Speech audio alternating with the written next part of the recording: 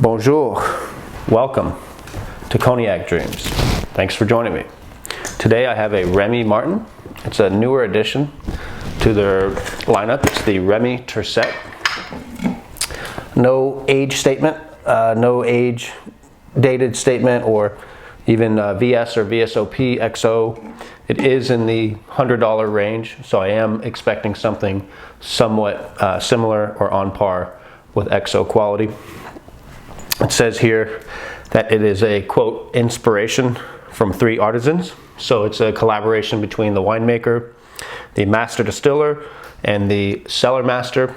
Of course, Remy Martin only uses fine champagne in their cognacs, which is a blend of Grand Champagne and Petit Champagne, the 2 best regions, arguably, in cognac. So typically their eau de vie is very high quality. I'm going to read the bottle here. I don't typically do that, but it seems like they put a lot of care and effort into it. It says the wine master grows the highest quality grapes to make aromatic wines. The master distiller distills on the lees in small copper stills. And the cellar master ages and blends eau de vie in French oak casks. So pretty similar to most cognac, but it sounds like they kind of work together to produce this Remy Tercet. Without further ado, I'm going to give it a nose, give it a taste, let you guys know what I think.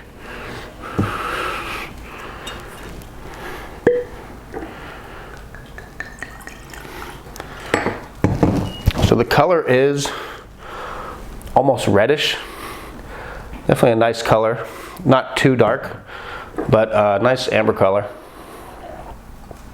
Let's give it a nose.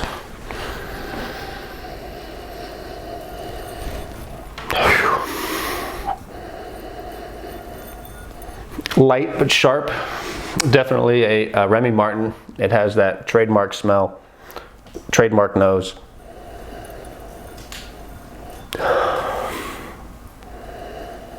It's very sharp, does have that yeasty, traditional champagne quality to it, mixed with a little bit of sweetness, a little bit of butterscotch, a little bit of caramel.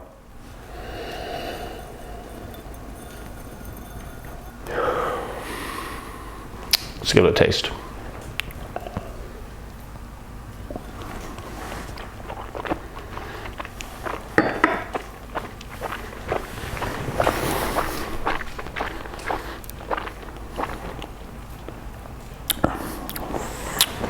Very fresh.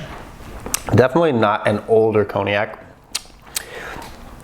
Taste of red apples, fresh red apples, and cinnamon. Not getting any real dried or heavy dark fruits. A little spicy.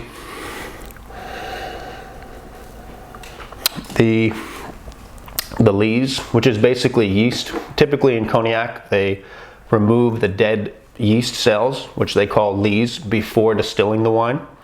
And so what they've done is they've left the lees in the distillation. So the lees kind of do give it that yeasty, funky kind of taste, which is nice. It does add some character.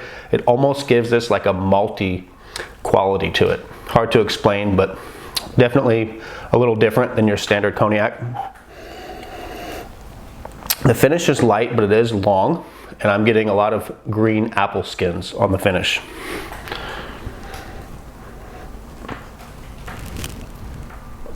Definitely great quality eau de vie. It really has a lot of similarities to traditional champagne. Has that dry, crisp flavor and taste. So if you do like champagne, you like that yeasty, dry quality, you'll definitely enjoy it. Of course, for me, Remy Martin is kind of a bittersweet relationship. I really like Remy Martin. I feel like their eau de vies are incredible, especially being from Grand Champagne and Petit Champagne. My gripe has always been with them that they don't typically age their eau de vies, in my opinion, as long as I would like to see them. I would love to try this after 10 more years of barrel aging. I think it'd be amazing. But I am a little bit frustrated after spending $100 at how young and spicy and hot this cognac is. I'm gonna give it a rating, and afterwards I'm gonna rant for a second. So if you came for the notes and the rating, you can tune out. For me, this is an 89 out of 100. And I just wanna say that I feel like the whiskey community and market has evolved a lot. I feel like although Macallan, of course, is the most sought after and well-known brand, I feel like whiskey has really broken and factioned in to many different subcategories, and people have really gone out and explored those lesser known distillers and producers. In cognac, it couldn't be more opposite. You basically have two players who own the entire market. 90% of all cognac sold is Hennessy and Remy Martin. I believe the cut is 60% Hennessy, 30% Remy Martin, about that. But as in any business, when you have basically a monopoly, it really doesn't favor the consumer. You're left with basically a couple companies that basically own the entire market, and they can get away with anything.